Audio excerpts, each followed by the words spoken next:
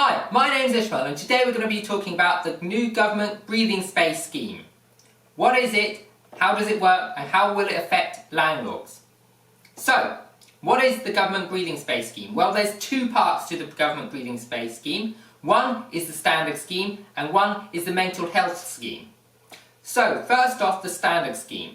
The standard scheme means once you're administered to the standard breathing space scheme, from the 4th of May, Star Wars Day, you have got exactly 60 days where the tenant has, where you cannot contact them or their guarantor to enforce or request payment for the rent arrears.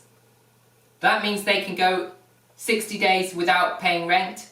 Ideally they should be still paying rent, but that means after that period they've still got 60 days. And in this 60-day period you cannot administer a Section 8 notice, you cannot take them to court and you cannot do anything else.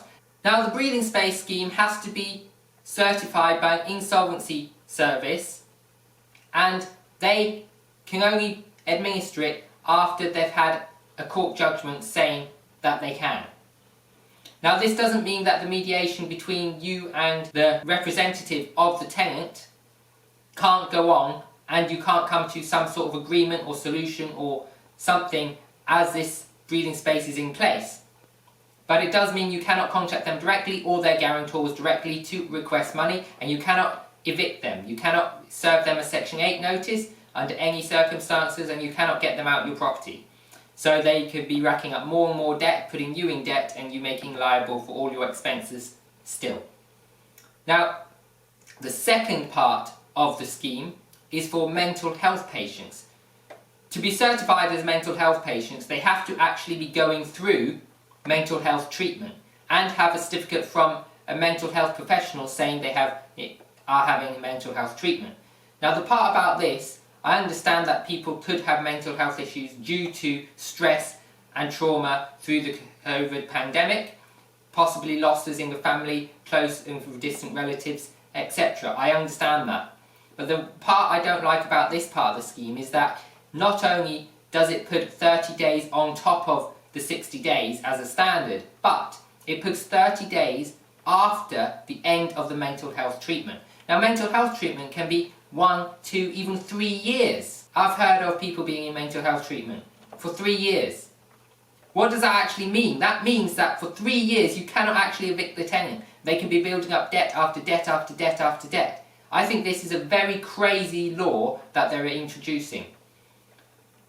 So what can you do about it? As far as I understand, there's not much that can be done about it other than mediate with the tenant, try and make sure they don't get into arrears and come up with some agreement where they can carry on paying the bills, at least some of the bills, while they go through the processes. Now I know that once you start the process you can't do this, but if you're in regular contact with your tenants, then hopefully you won't get to a situation where all of a sudden you get a letter saying you can't evict us, etc, etc. So these are the things that this service does. Now, are there any positives from a property investor's point of view about this system? Well, there's always a positive.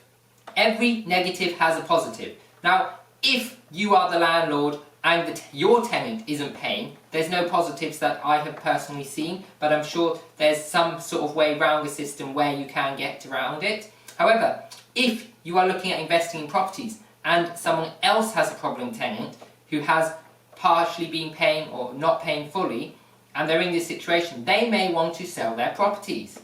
Now if they want to sell their properties, what does that mean?